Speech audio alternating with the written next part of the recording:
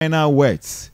It's interesting that many attempt to answer or respond to me for say economic indicators no good no. No they what whether COVID or no COVID. Whether Ukraine or no Ukraine, the question is, are the indicators good? That's what you have to answer to. I didn't talk about the cause of the result or the causal effect of the figures now. But me can say ABR, ABC na me say yet has the indicators in yeah. And if you are going to it will be temperature cause right. Temperature now maybe. Men can't the my temperature the course. Me say yeah ko to abai. One of the advantages are obenya as a party is indicators na kama. All the year politics is very easy.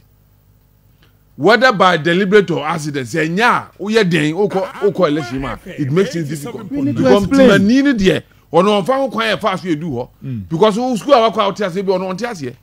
And me can say nipa ba kukura free me in the circumstance. We should be worried. That's the point I'm making. And there's explanation all man the maintenance. You say ade emu identity ni was here mo bi akọ. The point I'm making no. Say nti o ma ya to abamom so money part o make sure say obi am free party nim. Say ne be ya dodo na ye de kọ na ye de be kọ na ye di nkunim. That's the point I'm making. Me nka say nya COVID, me nka say nya Ukraine war. Me nka say na na do come speech. Say why do you say COVID do effect? Why not? Etiede na wo blame Dr Mahmoud Bawumia. Me ba tell say makam na wo indicators to papa makam asem and I've restrained myself indicators no as a party person not to go there. What I say because who can say indicators no PhD na cons who see who say obi o here cons ayi da senya abam no be kwa what who obi here cons ayi da na who go sua ade na give am bra about me say nation. I'm telling you on authority you have cons woman.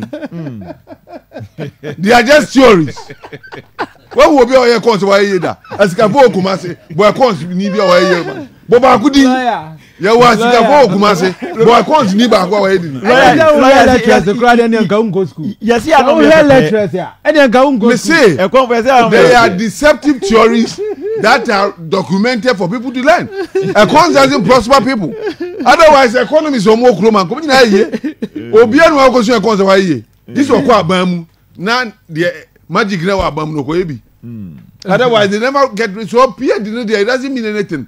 Obia obetimi abosu of knowledge is one who has created what. Do no abo bra creative what. All your friends say oye knowledgeable and then they go school according scholarship. And it is important to note, sir, we are talking about an election in MP. 87.9 then the can say, you know, your party crow.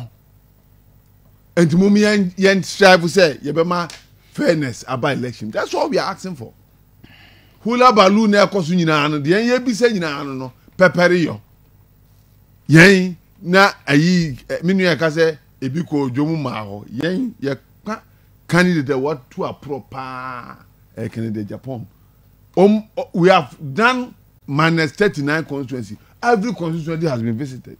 Your constituency go share John Forma. You need delegates and go share.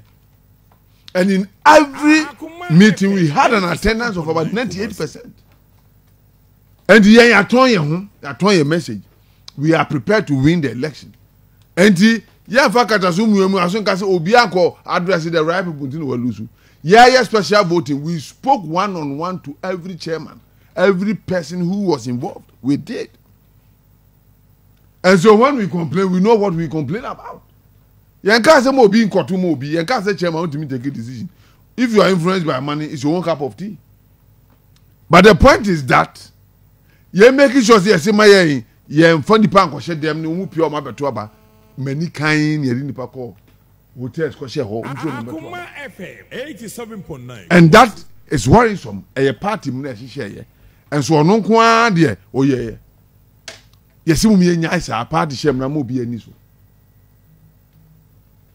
de aka ho ne cars ye de share for there no kwata I wouldn't want to bother myself about it because the 200,000 plus people are waiting for their cars to vote for them omo tu aka no 200,000 for so mumre fa camera mo na so nkoto ma mo se ne mo man krofo bi gas mo nkoto ma na se bo anya ka mo dia And you met them all 4th November, say, no correct. Over there, a sea here to a